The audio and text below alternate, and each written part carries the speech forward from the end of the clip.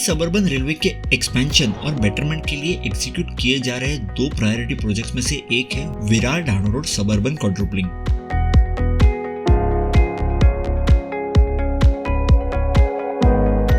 हालांकि WDFC के कुछ साल पहले तक का प्रोग्रेस देखकर यहाँ के स्थानीय लोगों को विरार ढाणू रोड क्वाड्रुपलिंग के इतना तेज प्रोग्रेस होने की उम्मीद तो नहीं थी, लेकिन वाकई में ये प्रोजेक्ट एक अनएक्सपेक्टेड फास्ट पेस पर आगे बढ़ रहा है।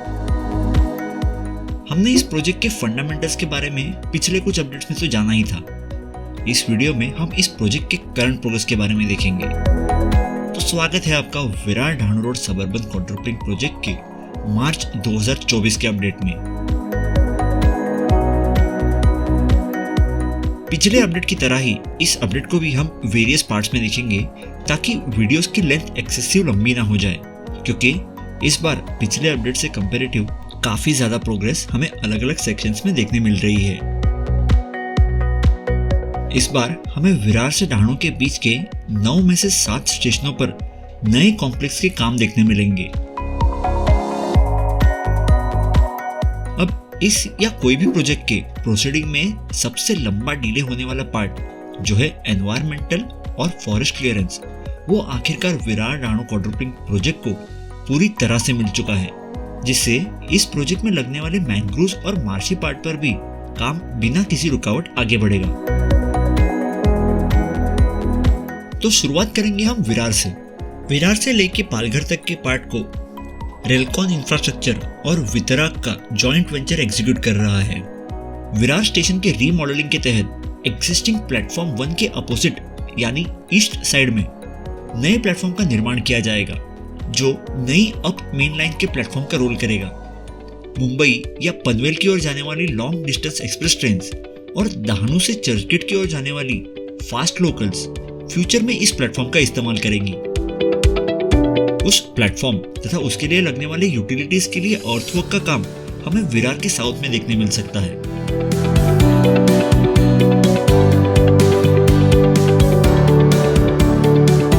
विरार के आगे बढ़ने पर LC41 या नारंगी LC के रिप्लेसमेंट के लिए बनाए जा रहे रोड ओवर ब्रिज के एक मेन गर्डर का फैब्रिकेशन पूरा हो चुका है और लॉन्च किए जाने के लिए रेलवे अथॉरिटी से मेगा ब्लॉक अलॉट होने की इंतजार में है। ये गर्डर लॉन्च होने पर ऐसा ही एक और गर्डर बनाया जाएगा, जिसके लॉन्च होने पर यह ब्रिज आम जनता के लिए खुला कर दिया जाएगा। इससे नारंगी LC को बंद करके रेल ट्रैफिक के सीमलेस मैनेजमेंट के लिए एक और रोड ब्लॉक क्लियर हो जाएगा।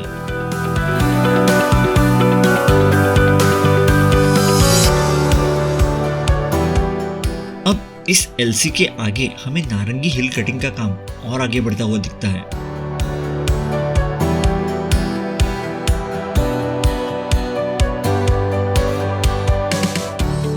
विरार की साइड से क्वाड्रुपलिंग के 2 नए ट्रैक्स एग्जिस्टिंग लाइंस के ईस्ट में बनाए जाएंगे और उसका अर्थवर्क भी हमें अभी ऑलमोस्ट वहां तक देखने मिलता है जहां से ये 2 नए लाइंस एग्जिस्टिंग लाइंस के वेस्ट में बनेंगे, क्योंकि ईस्ट साइड में ऑलरेडी WDFC बनाया जा चुका है।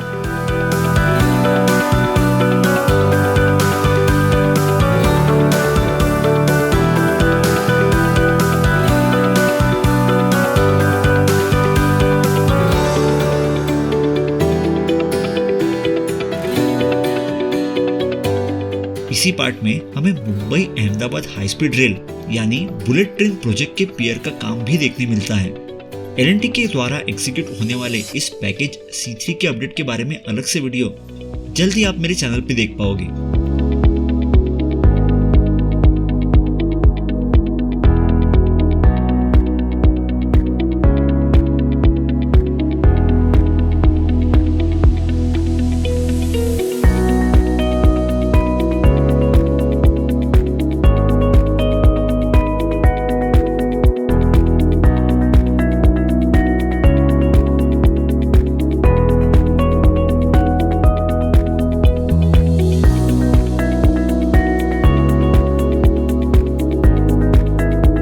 WDFC के वसई विरार बाईपास के वायडक्ट पर हमें अभी गर्डर लॉन्चिंग का काम पूरा होता हुआ दिखेगा।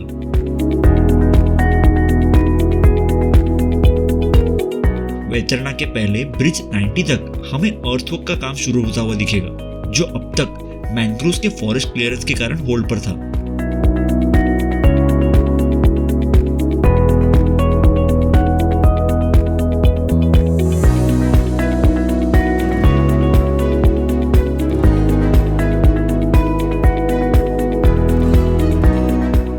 और उसी के साथ साथ वैतरणा स्टेशन के नए कॉम्प्लेक्स के लिए बनाई जा रही रिटेंशन वॉल तथा अर्थवर्क का काम भी काफी आगे बढ़ चुका है।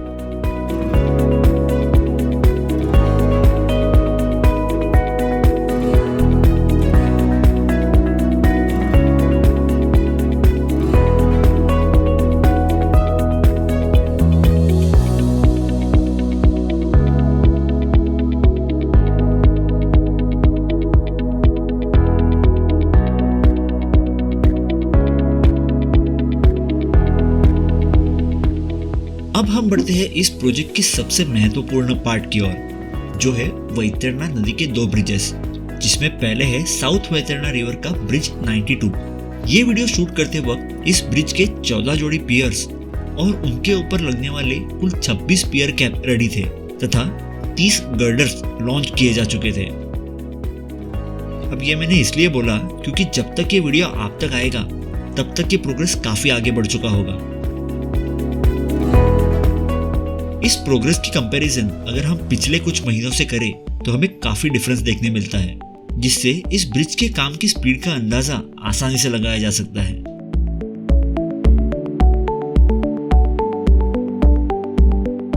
अब इस ब्रिज को जल्द से जल्द पूरा करने MRVC ने इसके नॉर्थ एंड से भी काम शुरू कर दिया है, जैसे मैंने प्रीवियस अपडेट में दिखाया था। अब सिंस ये पार्ट एक आइलैंड एरिया है तो यहाँ पर व्हीकुलर मूवमेंट और ट्रांसपोर्टेशन थोड़ा डिफिकल्ट होता है। दिल्ली मुंबई एक्सप्रेसवे के वैतरणा ब्रिज के लिए लगने वाले ट्रक्स को एक रोरो फेरी के जरिए इस आइलैंड पे लाया जाता था, क्योंकि तब WDFC का ब्रिज 92 रेडी नहीं था।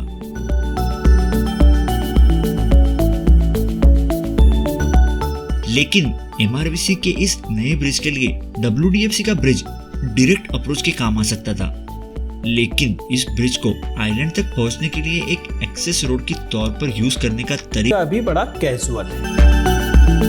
DFCCIL ने अपने पैकेज 12 जो सचिन से वैतरणा के बीच है उसे कंप्लीट करने की जल्दबाजी में वैतरणा स्टेशन तक ट्रैक लिंक कर दी है, जिससे WDFC के ब्रिज 92 को रोड अप्रोच के तौर पर यूज करना पॉसिबल नहीं था। लेकिन फिर MRVC की हेल्प करने इस ब्रिज के दोनों तरफ ट्रैक्स को ओवरलैप करते हुए टेम्पररी कंक्रीट रैंप बनाए गए हैं और दोनों रैंप के बीच एक सेल्फ प्रोपेल्ड ट्रॉली प्रोवाइड की गई है, जिससे ट्रक्स को इस ट्रॉली पर लोड करके आइलैंड पर छोड़ा जाता है।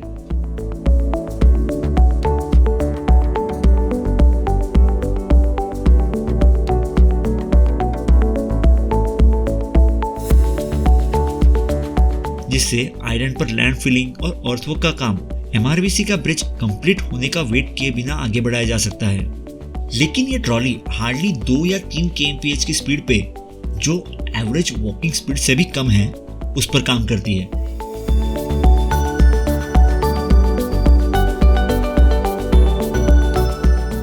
तो एक ट्रक को मेनलैंड से आइलैंड पर आने के लिए आधे घंटे से ज्यादा का समय लग जाता है। अब वो ट्रक जब तक लोडेड सॉइल को साइड पर अनलोड करके वापस नहीं आता, तब तक इस ट्रॉली को यहीं पर वेट करना पड़ता है। फिर वो उस ट्रक को लेके अपनी उसी सेम स्पीड पर वापस मेनलैंड पर ड्रॉप करेगी।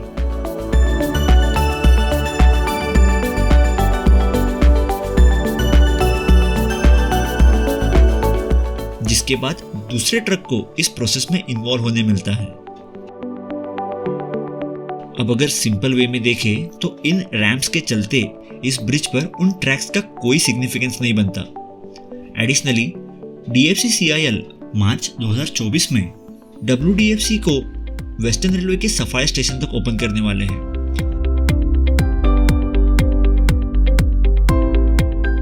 जिससे सफाई से वैतरणा का पार्ट वैसे भी ऑपरेशनल नहीं होता। अगर ट्रैक लेइंग और इलेक्ट्रिफिकेशन कर भी दे तो भी वैतरणा से JNPT तक का पार्ट शुरू होने अभी कम से कम 1 साल से ज्यादा का समय जाएगा। तो अगर इस ब्रिज पर ट्रैक लाइन होल्ड करके ट्रक्स की मूवमेंट के लिए एक अप्रोच रोड का ऑप्शन रखा जाता तो MRVC का वाडिव आइलैंड का अर्थवर्क का काम और ब्रिज 93 के साउथ अबेटमेंट का काम काफी जल्दी आगे बढ़ पाता और वैतरणा से जेएनपीटी का WDFC का पार्ट बनने से कई पहले MRVC की अप्रोच रोड की रिक्वायरमेंट भी पूरी हो जाती।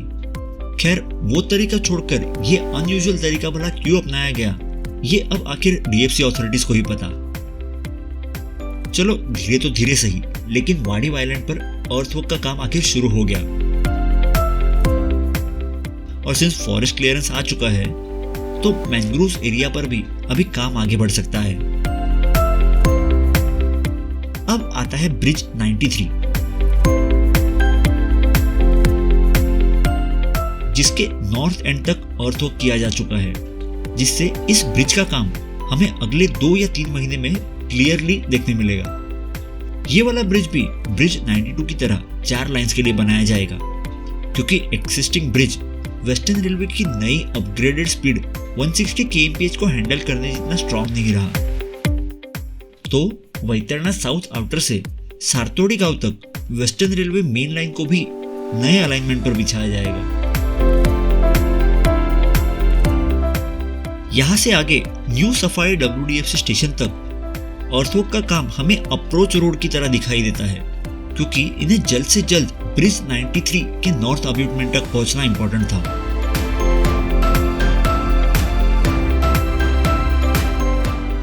बाकी के एरिया का लैंडफिलिंग अपनी स्पीड पर चलता रहेगा और उसी के साथ साइमल्टेनियसली ब्रिज 93 का काम भी आगे बढ़ेगा।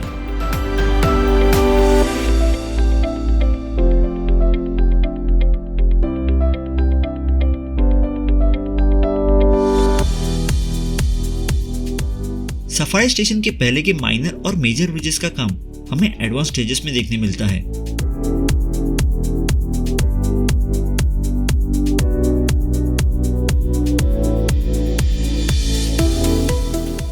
सफारी के नए साउथ रोड ओवर ब्रिज के रेलवे के ऊपर के गर्डर का लॉन्चिंग का काम पूरा हो चुका है।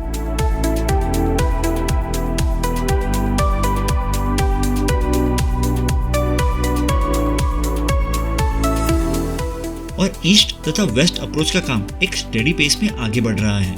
इस ब्रिज के ऑपरेशनल होने से सफारी LC को बंद करके सफारी के एक्सटेंडेड प्लेटफॉर्म को यूज में लाया जाएगा, जिससे ढाणू तक 15 कोच लोकल चलाने में और बेटर रेल ट्रैफिक मैनेजमेंट में आसानी होगी।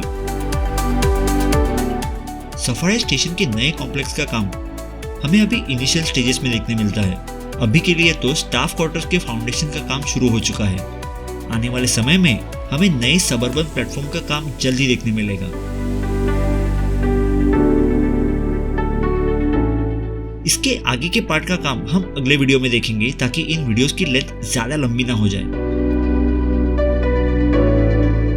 तो बने रहे अगले वीडियो तक, जो जल्द ही आप तक पहुंचाया जाएगा।